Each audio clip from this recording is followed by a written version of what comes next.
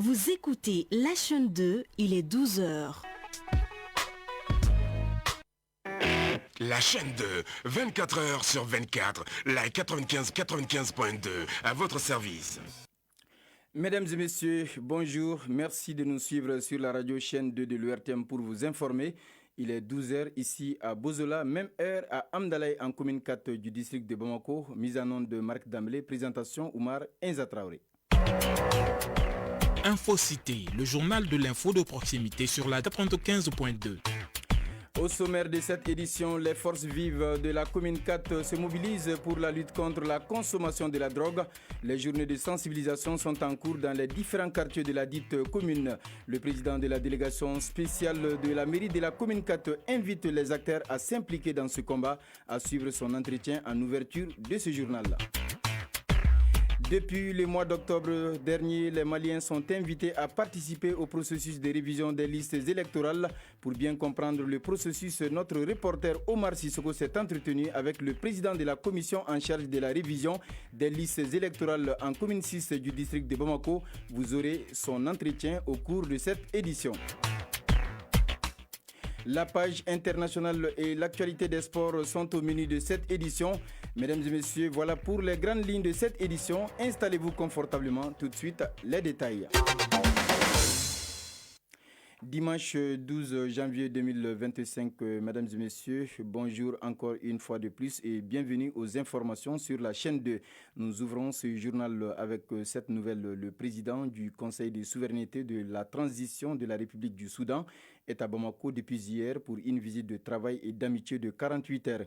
Reçu au palais de Koulouba par le général d'armée Assimi Goïta, les deux chefs de l'État ont eu un tête-à-tête, une entrevue élargie par la suite aux deux délégations. Le président de la transition, chef de l'État, le général d'armée Assimi Goïta et son homologue soudanais, général Abdel Fattah al-Burhan, ont échangé sur des questions sécuritaires et les possibilités d'une coopération régionale.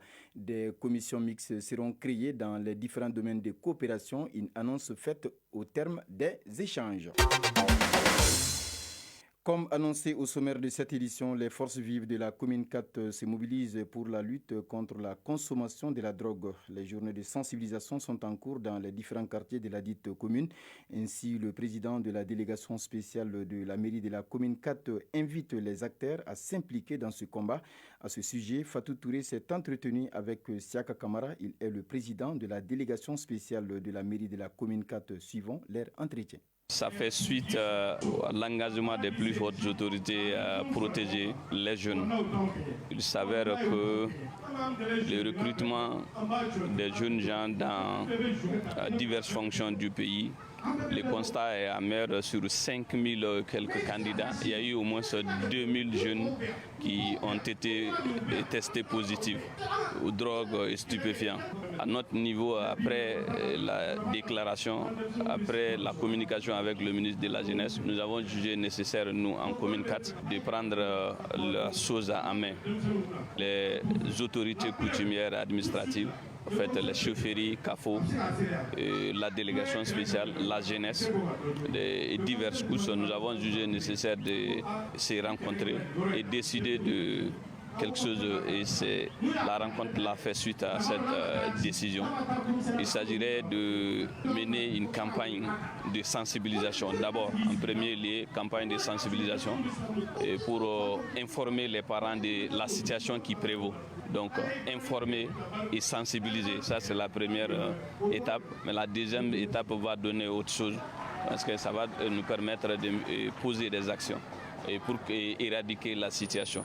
Parce qu'à l'approche de la fête, nous avons quand même été victimes de des cas d'assassinat ici à Namdalaï, des suites de l'organisation des Balanicho, comme ça m'a été relaté, aussi à Djikroni Dontome. Donc nous étions obligés de prendre la situation à bras le corps. Donc les 8 quartiers doivent abriter un événement de ce genre.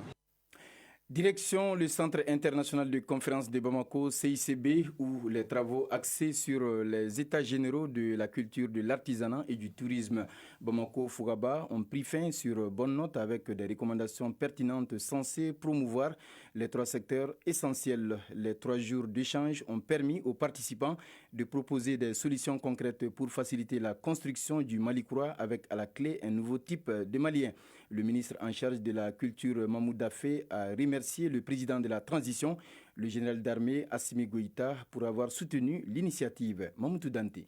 La Renaissance était le maître mot de ces états généraux de la culture, de l'artisanat et du tourisme dénommés Bamako Fouaba. Et les rideaux sont tombés après des discussions et des échanges fructueux entre tous les acteurs concernés des 3 secteurs. Les délégués venus des régions et du district de Bamako, répartis en 16 groupes de travail, ont passé en peigne fin les coins et recoins de la culture, de l'artisanat et du tourisme. L'objectif est de proposer une nouvelle stratégie de mécanismes et de financement des 3 secteurs pour un nouveau Mali culturel. Alou Ifrandjaï, réalisateur. On a fait des propositions conjoncturelles et structurelles.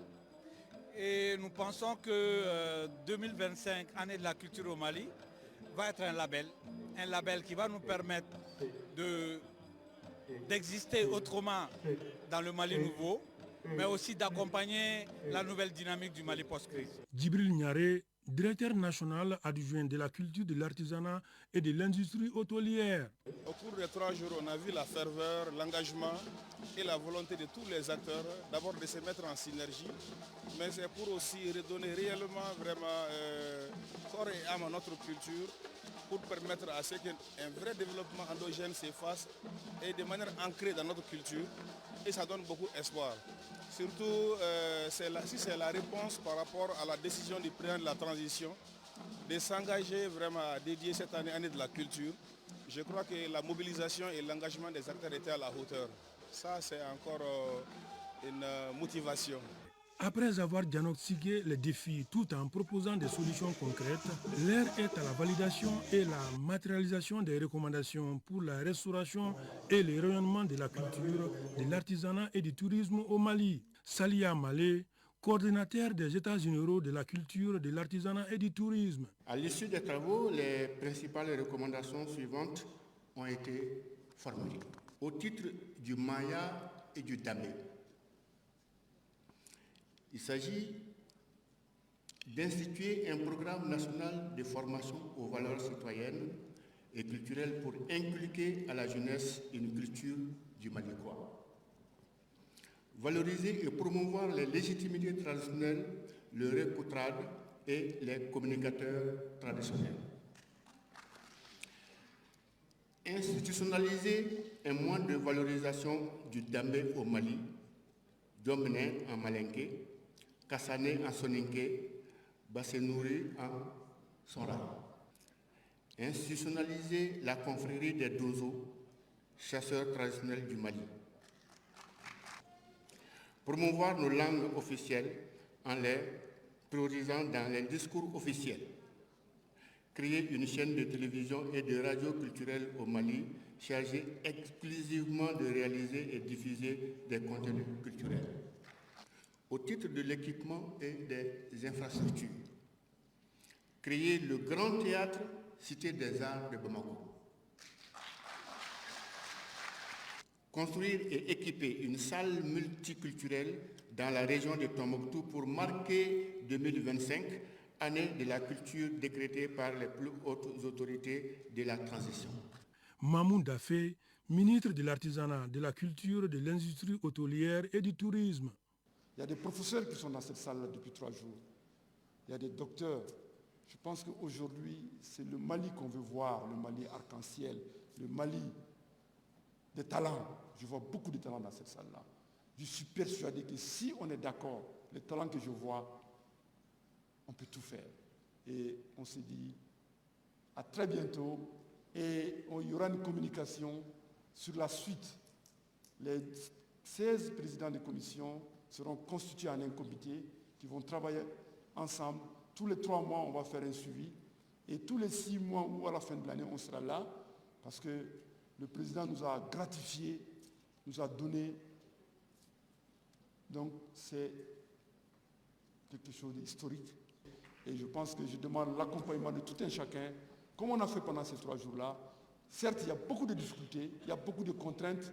Personne n'a parlé de magie ici, mais si on se donne la main, on va commencer à creuser, on va retroucher les manches, on va se tenir par les coudes et on va avancer vers le nouveau Mali. Cependant, malgré les propositions des solutions pour la valorisation des secteurs essentiels, il est donc important de revoir les allocations allouées à la culture, à l'artisanat et au tourisme qui ne représentent historiquement que moins de 2% dans le budget national. Sans quoi, il serait difficile de faire un chemin probant pour la construction d'un Mali d'Incroix dans Mali-Croix. À présent, parlons religion. Le Mali abrite une communauté chrétienne dynamique, bien que minoritaire. Principalement en commune 6 du district de Bamako, la vie religieuse des chrétiens se distingue par leur riche culture et engagement social. À travers ce reportage, Suzanne Traoré nous fait découvrir les différentes facettes de l'activité religieuse chrétienne dans la dite commune. Suivons. L'avènement du christianisme au Mali remonte du 19e siècle avec l'arrivée des missionnaires européens. Et c'est en septembre 2000 que la paroisse Sainte-Monique a vu le jour. Cette paroisse couvre toutes les églises catholiques de la rive droite du district de Bamako, dont les communes 5 et 6. Nous sommes dans la commune 6 du district de Bamako. Ici, les chrétiens jouent un rôle important dans le développement à travers les séances de sensibilisation au sein des églises, nous confie Abdallah Diara, 5e adjoint du maire de la commune 6, chargé des questions de santé et des affaires sociales. Dans le développement de notre commune, les églises jouent un rôle capital. Nous travaillons beaucoup sur le social et indépendamment de cela, ils nous aident à faire de la sensibilisation par rapport au paiement de nos taxes pour qu'ils fassent au moins des petites sensibilisations au niveau de leurs églises. Souvent, si nous avons aussi des activités dans le cadre du développement de la commune, nous les invitons, ils viennent, c'est la grande convivialité entre nous. Au sein de notre commune, nous avons 9 églises catholiques, 21 églises protestantes. L'église Saint-Pierre apôtre de Maniamboukou est l'une des principales églises catholiques de la commune 6, ayant un programme de messe fixe et les fidèles vivent en parfaite harmonie. Traoré Martine Samake, responsable active de la communauté de Maniamboukou. Le programme des messes chez nous, c'est tous les dimanches à 8h et les jeudis à 6h15. Nous vivons normalement notre foi chrétienne et sans problème. Quand il y a une fête chrétienne, généralement, on les fête ensemble. Nous préparons et on en donne à nos voisins musulmans. De l'église catholique, nous voilà du côté protestant à l'église Impact Centre chrétien de Sougoniko qui contribue pleinement au développement communautaire selon le pasteur principal Serge Sougoyou. Nous avons 2 jours de culte tous les vendredis soirs et les cultes du dimanche. Et à part les cultes, nous avons d'autres activités, notamment les séminaires des campagnes d'évangélisation. La particularité de la campagne, c'était de pouvoir contribuer au développement. Et donc, durant cette campagne, on avait fait 2 activités. La première activité, c'était donc de pouvoir distribuer des kits alimentaires. Et la deuxième activité était de pouvoir venir au secours des personnes de la commune 6 qui ont des difficultés de santé. L'activité religieuse des chrétiens de la commune 6 du district de Bamako est un exemple de résilience et d'engagement selon les autorités communales. De la religion à la tradition, les chasseurs initiés ou dozo sont des vaillants guerriers qu'on retrouve en ville tout comme en campagne. En tant que partisans de la tradition, ces hommes jouent un rôle crucial au plan sécuritaire. Les chasseurs collaborent aussi avec les autorités locales pour résoudre divers problèmes dans notre société. Mohamed Bari a mené une enquête à ce sujet. Suivant. Dans la commune 6, les chasseurs sont perçus comme des acteurs de sécurité informels, souvent appelés à collaborer avec les autorités locales pour résoudre des problèmes tels que les cas de vol ou de conflits de voisinage. Ils jouent un rôle essentiel dans la protection des villages contre les menaces extérieures, qu'elles soient humaines ou animales. À l'époque où l'État moderne était absent dans les zones rurales, ils étaient les garants de la sécurité et de la justice. Souleymane Bagayogo, chef d'Onzo de la commune 6. La confrérie dont je suis le chef s'appelait Annoncement avant, mais nous avons changé de nom en confrérie d'Ozo du Mali. Elle a été créée le 3 septembre 1991 et depuis, tous les 5 ans, nous faisons un rassemblement pour voir les améliorations et les changements à apporter. Il y a aussi d'autres confréries comme Contre Nissané, Fédération, entre autres. Au-delà de leur rôle sécuritaire, les chasseurs jouent d'autres rôles culturels essentiels. Ils organisent et participent aux cérémonies dans lesquelles ils perpétuent les valeurs ancestrales à travers chants et récits. Avec une société de plus en plus tournée vers la modernité, le risque de perdre cette richesse culturelle est réel. Fatmata Ganou. Avant, on connaissait l'importance des dosso. Ils étaient prêts à tout. Tout était bien sécurisé parce qu'il y avait les dosos. Ils sont un peu sollicités dans les carrefours pour aider les femmes dans les luttes. Et chaque 20 janvier, ils organisent une manifestation. Vraiment, les dosos, ils sont à saluer. Ces dosos ont des responsabilités et des engagements envers cette commune. À présent, le tour d'horizon de l'actualité internationale. Oui, à 12h passées de 16 minutes dans ce studio, nous ouvrons la page internationale de cette édition avec Cheikh Amadou Diarra. Bonjour Cheikh. Bonjour Oumar Enza Traoré, bonjour à toutes et à tous. Comment vas-tu? Oui, je vais bien, alhamdoulilah. Et le week-end? Oui, ça va aussi. Alors pour ce tour d'horizon au Tchad de proclamation des résultats provisoires globaux des législatives du 29 décembre. Sur les 188 sièges que compte l'Assemblée nationale du Tchad, le score réalisé par le MPS, parti au pouvoir aux élections législatives, est compris entre 122 et 124 places. C'est ce qui ressort des résultats provisoires publiés hier par l'Agence nationale de gestion des élections. Un résultat qui conférerait la majorité absolue au parti au pouvoir. Le parti arrivé deuxième, le RNTD, le réveil de l'ancien Premier ministre Albert Pahimi Padake, ne collecte qu'un peu plus de 10 sièges, tandis qu'une trentaine de partis n'auront qu'un seul élu. Rappelons que ces élections ont été boycottées par la principale force d'opposition du pays. Échec, nous restons toujours au Tchad pour parler du retrait des forces françaises de la base militaire d'Abéché. La base militaire d'Abéché dans la région du Ouaïdé a été rétrocédée à l'armée nationale. Le retrait des forces françaises s'est déroulé hier samedi. Ce départ des soldats français a été marqué par une cérémonie officielle. Rappelons que ce camp était occupé par des troupes françaises depuis plus de 60 ans. Pendant ce temps, le président somalien a été reçu à Addis Abeba en Éthiopie. Oui, le président somalien Hassan Sheikh Mohamud a effectué une visite hier à Addis Abeba en Éthiopie.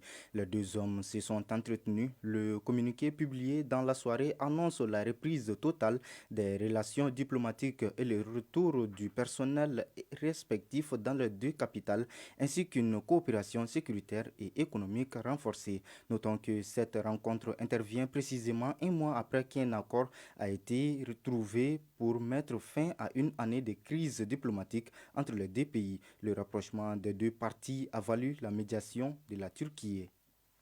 Et terminons avec cette bonne nouvelle pour le Soudan. Ouaï Madani, une ville située au centre-est du Soudan, est entrée dans le giron de l'armée régulière depuis hier. La ville était sous le contrôle des paramilitaires des forces de soutien rapide du général Emeti depuis un peu plus d'un an. L'événement représente un succès d'importance pour les hommes du général Al-Burhan dans le sud du pays. Voilà l'essentiel de cette page inter qu'il fallait retenir de ces 12 heures. Merci. Sur tout autre sujet, nous allons parler alors de la page sport. Compétition inter des clubs de la CAF en Ligue des Champions. Le Djoliba AC reçoit ce dimanche l'Espérance de Tunis au compte de la 5e journée de groupe. Dans l'autre compétition des clubs de la CAF, le représentant malien, le Stade malien de Bamako, est en déplacement en Afrique du Sud. Le Real Madrid et le FC Barcelone se rencontrent pour la deuxième fois de la session ce dimanche dans le cadre de la finale de la Supercoupe d'Espagne. Terminons avec la Ligue 1 professionnelle de football du Mali. Le leader a chuté hier samedi à l'occasion de la 7e journée qui a pris fin avec un nouveau podium.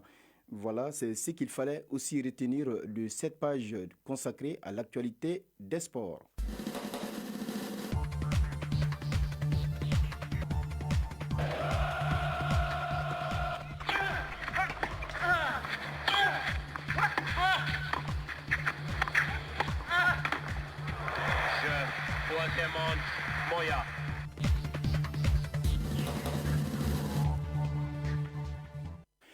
À 12h passées de 20 minutes dans ce studio, les nouvelles de la météo avant de boucler cette édition. Présentement, le thermomètre affiche sur Bamako environ 28 degrés Celsius.